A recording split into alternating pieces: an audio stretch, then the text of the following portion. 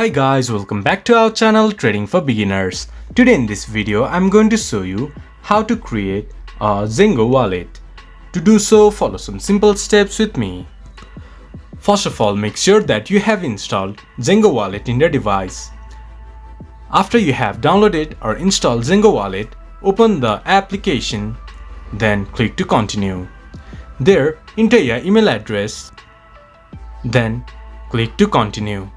Then you will receive a verification code in your email. Access your email ID. Here you can see a confirmation has been sent to your email.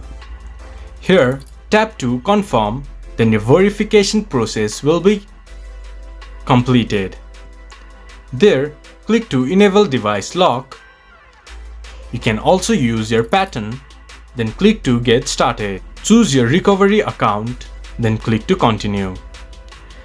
This is how you can create a Zengo account. This is how you can create a Zengo wallet. This much for today's video. If you guys find our video helpful, please leave a like and comment. And do not forget to subscribe our channel and hit the bell icon. I'll see you guys again in our next video. Thank you for watching.